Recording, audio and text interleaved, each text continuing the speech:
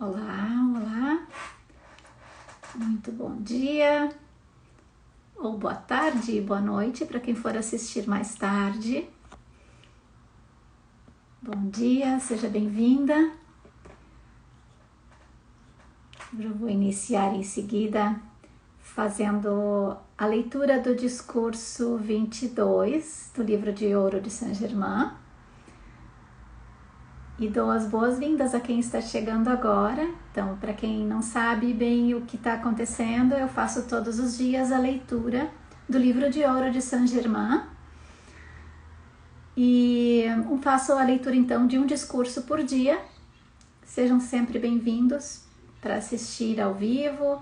Para quem não puder estar presente, eu deixo as lives gravadas, porque às vezes sei que os horários são corridos e concorridos, e todos têm os seus afazeres, mas desde já deixo o meu agradecimento, e para mim é uma honra poder estar passando os ensinamentos do Mestre Saint-Germain, ainda que apenas na leitura, que não é só uma leitura, porque esse é um livro muito especial, e é um livro de estudos para ser lido e relido, então facilitando a leitura daqueles que não têm muito tempo. Podem ouvir a gravação depois, quantas vezes quiser. Fica gravado no meu feed, fica gravado no meu canal no YouTube, Laci Klein. Ali tem todos os episódios. E então agradeço de coração. Eu já vou iniciar a leitura, primeiro com a invocação e na sequência com o discurso. Invocação. Ó tu, presença infinita, presença habitável. Tua luz é onipenetrante. Tua opulência de substância é onipresente e onipenetrante. Nós abrimos a atividade da consciência exterior para a direção consciente e moldamos dentro da forma todas as boas coisas que desejamos. Rendemos louvor e graças por tua ação inteligente nessas mentes com teu amor, tua sabedoria e teu poder para guiá-los e levá-los dentro da perfeição total. Trago-vos saudações dos seres ascensionados que sempre ministram junto aos mensageiros da luz, envolvendo-os nos seus mantos de luz, iluminação e proteção. Discurso. O discípulo deve compreender que o denominado plano psíquico nada tem a ver com a espiritualidade. É uma faculdade da consciência humana que pode ser desenvolvida por seres humanos que lhe dispensarem atenção suficiente. Mas o indivíduo que deseja penetrar no plano psíquico sozinho, consciente ou inconscientemente, melhor seria não houvesse nascido nessa encarnação. A fascinação dos fenômenos do plano psíquico, asseguro-vos, é das mais sedutoras, pois aqueles cuja atenção se prenda firmemente no plano psíquico não se libertam dele nesta encarnação, sendo às vezes necessários vários renascimentos para libertá-los. Em todo nível de consciência, há um fragmento de verdade incompreendida. Se assim não fora, não poderia ela sustentar-se. Só a verdade é eterna. A mentira existe, é possível, porém é transitória. Deveis compreender que em todas as coisas e em todas as atividades há em maior ou menor proporção energia divina em ação. Talvez erroneamente empregada, mas não obstante ativa. O discípulo sincero não dá atenção aos fenômenos psíquicos visuais ou auditivos e compreende que deve acabar com isso, agindo diretamente pelo poder da sua vontade interior, a chama azul, e sua determinação, e penetrar no cinturão eletrônico onde unicamente a verdade se expressa. Amados discípulos, ao mesmo tempo que é necessário explicar este assunto, quero que tomeis a resolução de não sentir temor algum. No interior da camada psíquica do pensamento e do sentimento, acha-se a principal atividade daquilo que conhecemos como força sinistra nesse mundo. Algumas vezes, pessoas que alcançaram esplêndidas vitórias, não compreendendo a exata realidade do que estou dizendo, permitiram que sua atenção fosse atraída para essa camada. Em consequência do despertar prematuro dessa faculdade física, por lhes ter sido apresentada uma semelhança da verdade com alguns fenômenos, o bastante para lhes atrair a atenção. Mas se observarem o devido cuidado, todos verão ir desaparecendo essa imitação da verdade.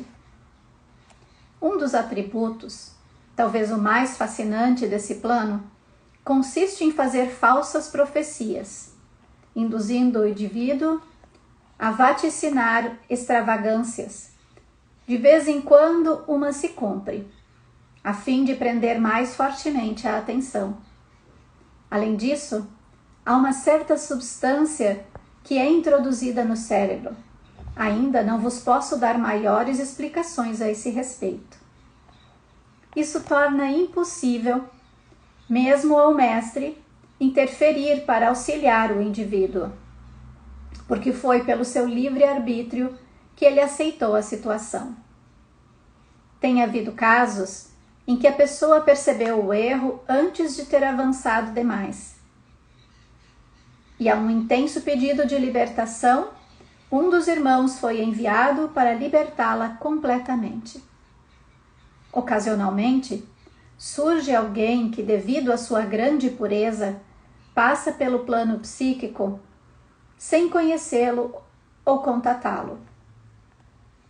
Tal pessoa é realmente muito venturosa. As forças que existem neste plano atuam mais diretamente sobre a natureza sentimental, o que quer dizer sobre as paixões do indivíduo, por serem mais facilmente atingíveis.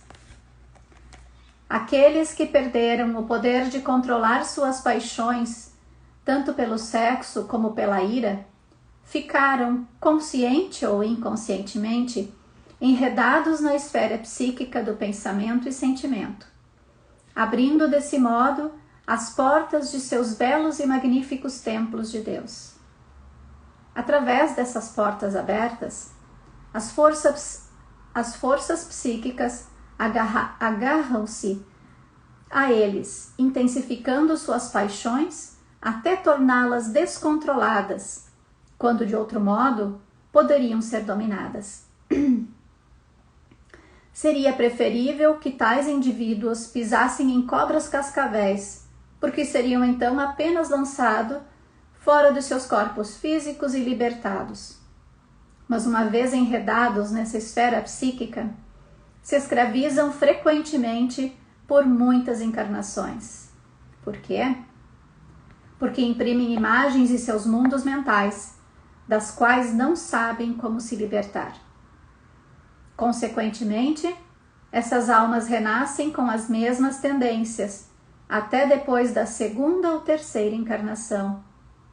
Vêm a ser as criaturas depravadas que encontrais em toda parte. Às vezes, a influência é bastante astuciosa, a ponto de ocultar essa particularidade ao mundo exterior por muito tempo, efetuando sua obra nefasta em segredo. E aqui está a parte mais pungente dessa situação. Aparentemente oculta, mas como se apresenta do ponto de vista exterior. Nas altas esferas espirituais, existem almas grandiosas e belas, que descem voluntariamente a este plano a fim de ajudar, por meio de suas radiações, a romper a influência de tais criaturas sobre a humanidade. Esses voluntários tanto podem ser masculinos como femininos. Mais frequentemente, porém, são femininos. Isso explica porque belas almas em encarnação feminina se unem em matrimônio exterior com almas masculinas que se tenham emaranhado nessa condição psíquica a fim de libertá-las.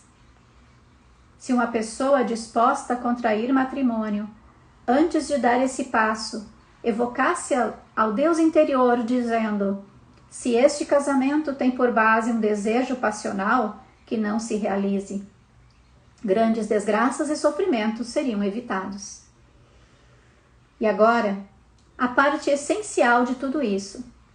Aqueles que por seus próprios esforços, ou por intermédio de ensinamentos que lhes são ministrados, chegarem a compreender com exatidão o que significa a poderosa presença Eu Sou, o verdadeiro ser de cada um, apoiando-se seriamente nele, nunca mais serão arrastados a essas situações discordantes, a menos que se ofereçam para servir voluntariamente.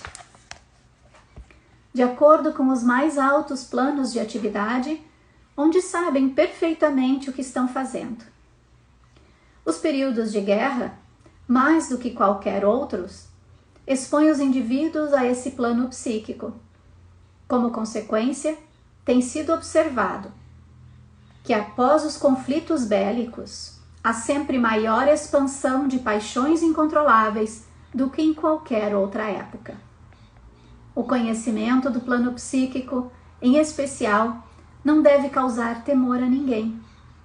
Se os discípulos perceberem que o estão atravessando, devem instantaneamente ficar conscientes de que eu sou a presença mestra dominadora e sempre vitoriosa.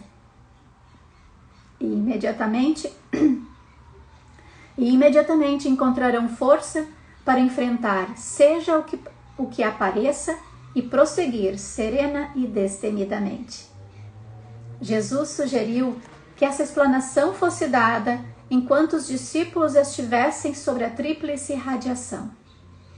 Essa radiação tríplice significa que ele sempre carrega a sua radiação com a tríplice atividade do Pai, do Filho e do Espírito Santo, ou a presença Eu Sou. Astrologia. Uma das mais tristes que devo dizer. Aqueles que se dedicam a fazer horóscopos são inconscientemente arrastados para a rede psíquica. Tornam-se sensíveis às condições adversas que somente existem nesse plano, emaranhando-se nelas. Esta é uma das atividades mais lamentáveis, porque o indivíduo se conserva inteiramente inconsciente de ter aberto a porta a semelhantes condições, chegando a enredar-se de tal modo que nenhuma soma de argumentos ou razões poderá modificar-lhe a crença na astrologia. Nos últimos 20 anos, esse ensinamento foi escrito em 1932, o campo da astrologia tem sido usado com mais propósito de profetizar do que qualquer outro. Muitas vezes, devido a isso, o pensamento ou radiação dessa camada psíquica, através da astrologia, prediz que se manifestarão para o indivíduo tais e quais condições que não poderão ser evitadas, mesmo que não seja dito com essas palavras. Isso é sentido através da radiação. Essa é uma das principais razões de ter ocorrido o cataclismo da Atlântida. E porque os atlantes se recusaram a ouvir a voz dos mestres da sabedoria que o alertaram. Compreendo, amados discípulos, que vos interessais por horóscopos. Podeis pensar que eu estou sendo severo, mas não é esse o caso. Senão que meu amor por vós é suficientemente grande, de modo a dizer-vos a pura verdade. Não vos sendo possível crer na verdade que vos digo, segui então vosso próprio caminho, porque sois dotados de livre arbítrio, no qual não desejo interferir, exceto para dizer que tenho o privilégio de apontar-vos o caminho. Aqueles que se apegarem tenazmente à sua presença Eu Sou, jamais deverão temer qualquer dessas coisas, porque ela as corrigirá e os conservará firmes no verdadeiro caminho da luz, cujos degraus de ouro poderão subir com passos firmes e precisos, até adquirir seu domínio pleno e perfeito. Asseguro-vos, amados, que meu coração se compadece daqueles cuja atenção está presa à astrologia, pois estão tão desapercebidos do caminho juncado de espinhos que pisam, que só quando a dor dessas feridas for insuportável, é que eles hão de clamar ao céu com todo o seu ser, dizendo: ó Deus, mostra-me o verdadeiro caminho.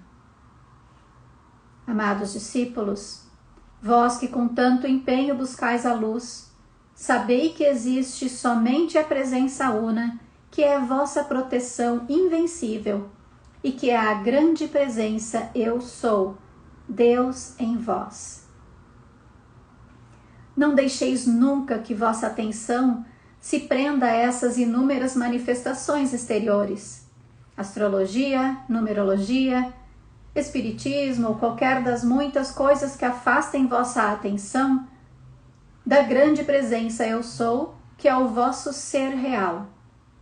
Se para ela vos voltardes sempre, ela vos guiará no caminho da luz, com aquela quietude do externo que vos permitirá penetrar no grande silêncio e na paz, que ultrapassa toda a compreensão, e onde encontrareis a maior atividade de Deus, a presença Eu Sou. Amados, certamente compreendereis que não podeis servir a dois senhores, nem ganhar vitória alguma antecipadamente. Por terdes livre-arbítrio, deveis escolher. Se preferis o externo, esquecendo vossa invencível presença Eu Sou, então, ainda que meu amor continue vos envolvendo em seu grande manto de proteção, terei que esperar até chegar o tempo de elegerdes para regressar ao Deus Uno. Se vos decidirdes por vossa presença Eu Sou, e nela permanecerdes, vossas lutas logo cessarão, e percebereis que estás vos movendo nessa esfera de paz, harmonia e perfeição, de onde contemplareis o mundo externo com grande compaixão, nunca, porém, com a comiseração humana que sufocaria vosso próprio progresso. Isso nos recorda a antiga citação: procurai, pois, primeiramente o reino de Deus e sua justiça, e todas essas coisas vos serão dadas por acréscimo. Esse reino de Deus é a grande presença Eu Sou, vossa única realidade, dono e doador de todas as coisas criadas e manifestadas. Não é estranho, amados discípulos, que se possa vaguear tanto tempo na discórdia e na limitação, quando a presença mestra de luz, a presença Eu Sou, caminha sempre ao nosso lado, à espera de que nos voltemos para ela e recebamos suas radiantes e gloriosas dádivas de perfeição em todas as manifestações externas? Tal é o vosso privilégio, amados meus. Conquanto me entristeça por alguns não terem sentido a real importância de sua presença Eu Sou, e ainda se esforcem pelas coisas externas, limito-me a esperar, envolvendo-os no meu amor, porque eles têm livre arbítrio. Talvez seja eu um pouco antiquado, porém, quando vejo indivíduos tão bons e tão corretos, quisera ajudá-los e prendê-los no meu abraço, até que pudessem compreender toda a importância de sua própria presença Eu Sou. Entretanto, isso não me é permitido, porque sei muito bem que todos os que têm qualquer desejo de buscar a exterioridade devem fazê-lo até que já não sintam mais essa necessidade. Os discípulos devem compreender que não podem dividir a sua atenção entre a presença eu sou e as coisas externas. Uma casa dividida contra si mesma. Cedo ou tarde cairá. Toda grandeza depende da presença eu sou, e é ela quem governa, ou deveria governar a forma. Nela está toda força, valor e poder.